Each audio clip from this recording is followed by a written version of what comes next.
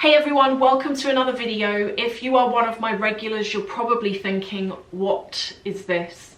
And I will confess you might want to skip this video, but I had to do it because I've had, and thank you so much, I've had so many of you new subscribers sign up off the back of a video I did a few weeks ago, which is where I collected my Porsche GT3. And I will link to that video below if you just want to come along for the day and see what happened, because it was quite a fun day. Really, the questions that I had were, how did you get allocation? How can I get allocation? Is it a good everyday car?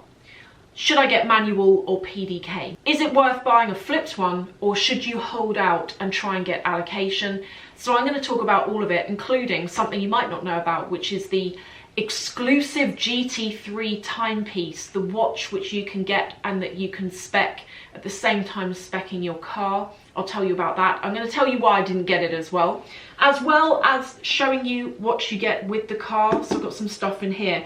Let's start on allocation, how I got it and how I recommend some tips for how you can get it.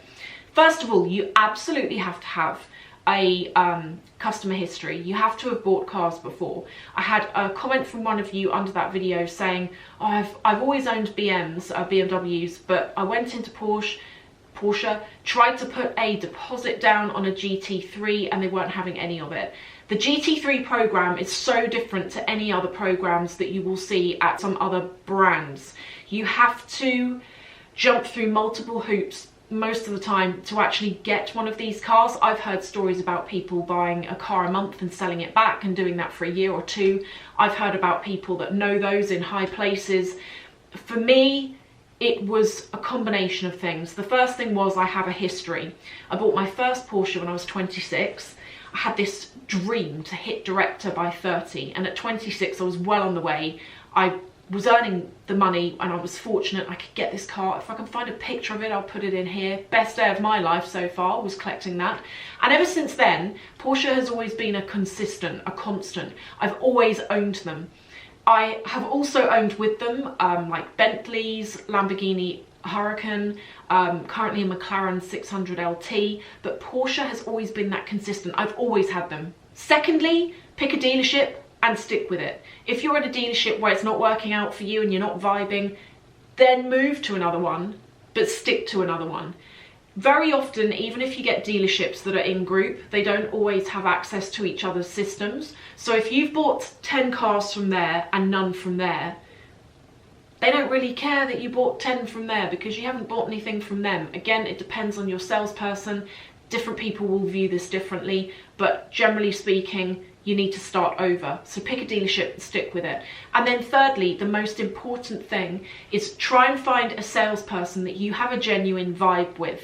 Just imagine being a salesperson and you take a call from a customer every so often who only really wants to know, have you got that thing that I want? I don't really care how you are, I just want to know, have you got the car I want just yet? It's going to be really annoying, really disingenuous and kind of stink. So don't do that. And I do think that if you find someone that you have a genuine vibe with, it's going to make the relationship a hell of a lot different. I took a call in early 2022. My previous car was this. Do you like the spec? I went to town on it. I love that car. But that was the car that I had. It's a Carrera 2 with an aero kit on it. I took a call and my salesperson said, I've got an allocation slot in a GT3. I want to offer it to you. Do you want it? I was like, do I want it? I have wanted a GT3 for years. I gave up my dreams of ever having one 5 years ago, to be honest. I never thought it was going to happen, but I had no words for several seconds when I got told that. And I was so excited. I was paranoid the order was going to get cancelled the whole way through until I got the car and I was like, yes. But I do believe it's because I had a purchase history and I had that banter relationship, and still do have that banter relationship with a salesperson there, where it was more than previous experiences I've had, where you buy a car and you only hear from the person 3 years later when they're like, do you want to chop your car in and buy a new one? It was different to that. So try and find someone that you gel with. Secondly, do you buy a flipped one or not? So a flipped one is basically when sometimes this happens, people buy them not with the intention of actually using them, but with the intention of selling them straight on, because these cars are investment cars. If you can get one allocation, this is why everyone wants one on allocation. You buy one, the next day or the same day, it's worth a third more than what you've just paid for it. And knowing this, a lot of people buy them, they then sell them, which is why sometimes you see quite a few on Auto Trader and they've got like 100 miles on them or something like that. Do you bother doing that? Well, the downside to doing it, and the reason why I've never done it, is because if you go and buy a flipped one, you've just paid top dollar for it. If when you come to sell it, you try and get your money back out, you're not going to, because you already paid a premium. That's something you've really got to think about. Is that important to you, that you can get out the extra money that you put in over list price for this car? But of course, getting allocation is near impossible. So I understand why people go and buy them secondhand. As I say, it's something I've looked at before. I just chose not to. Now for manual or PDK, I had lots of you asking me why I went for PDK. Here's my reason, and here's what I would say to you. That PDK gearbox is brilliant. It changes gear quicker than I can. Not only that, and this is something I would say to you, if you live in the countryside and you're planning on driving around B roads, you want to go and track the car, and you're a manual person at heart, go manual. If, however, you plan on probably using the car on a daily basis and you live in a more urban area, really think about whether you want to go manual for that, because I personally, for me, I'm in an urban area, I'm driving around London, I did not want clutch leg. I want to be able to just easily cruise round. But when I go out into the countryside on the weekend and I want to go around some B roads and have more fun with the car, that PDK gearbox is fantastic, and you've also got the flappy paddles as well, so if you want to be a bit more in control, you can. Now, what's it like to use on a daily basis? I have to tell you, and it's no disrespect to anyone, but before I got the car, so I ordered it, and when I was waiting for it, I was watching loads of YouTube videos, like reviews on the GT3 992 version, and the reviews I saw were actually all from people that had been loaned them for 1 or 2 days, not people that had lived with them. And I realise now why I believe their reviews, when it comes to using the car every day, are not quite 100% correct for me. And this is what I want to share with you.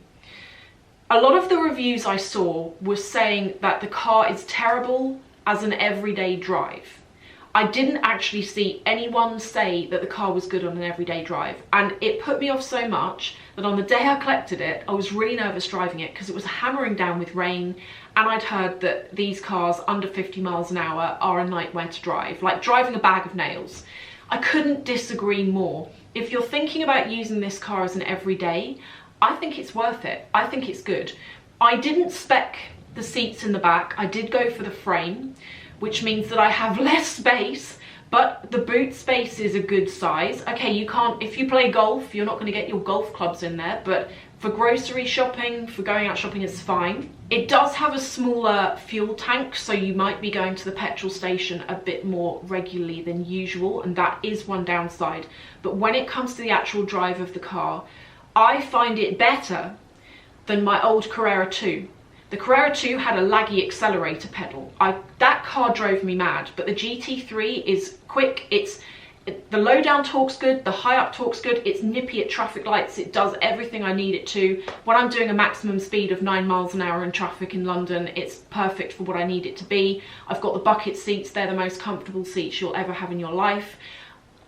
That's all I wanted to say on that, is if you're thinking about getting this car and using it as a daily, don't necessarily worry so much about reviews saying it's awful, because I've been living with it now for 4 weeks, driving it a lot, and I can tell you from my experience, I think it's a really good everyday car, and if I can use it as an everyday car, anyone can.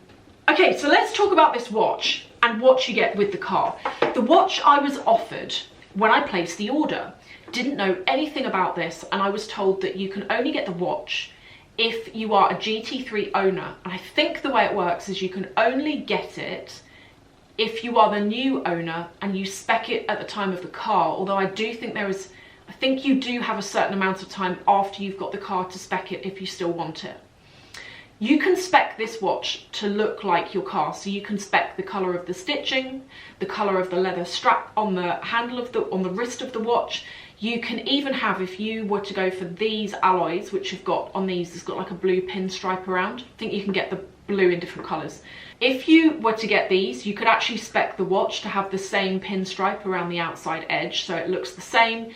You can, on the back, on the reverse of the watch, you can actually pick your alloys. So on the back, let me kind of show you, because I don't know the terminology for this, the kind of rear workings on the back of your watch will look like the shape of alloy of your car. So you really can spec the thing to look like yours.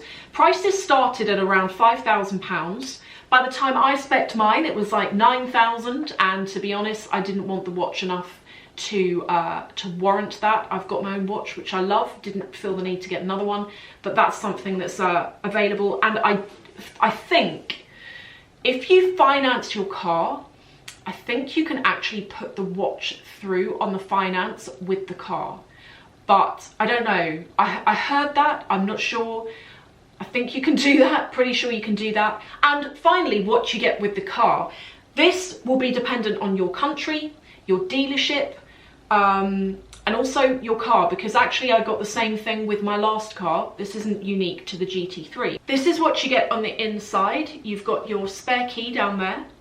You have this, which is a framed picture of your car in the showroom. So this is a picture of my car before I collected it on collection day. You also get with it a metal card holder, which happens to have in it the business card of my salesperson. And you get this as well, which I wouldn't use this, but it's cute. It's a key ring and it's cylindrical. You can open it, and on the inside, attached to the lid, is, oh, actually it's not attached. On the inside is a piece of paper, a bit like a fortune cookie piece of paper, and you can write on it your name and address if you want to get burgled. No, I'm joking. You can write on it your name and address so that if you ever lose your keys, someone knows who to give them back to, like they're going to do that. But no, all jokes aside, that's what you can do with that. So that is, so that's honestly my thoughts on the truth about the GT3. As I say, I've been enjoying it now for 4 weeks, and I feel like I'm at a point where I can actually come on here and tell you my thoughts about it. I think it's a great all-round car. It's a great drive. It's just fantastic. So if you're thinking about getting one, I really hope that you get allocation for any of you who have been after one for a while. If you're thinking about buying a second-hand one, I'm hoping that my thoughts on that might have helped you one way or the other. Thanks for watching, and hopefully I will see you guys in the next video.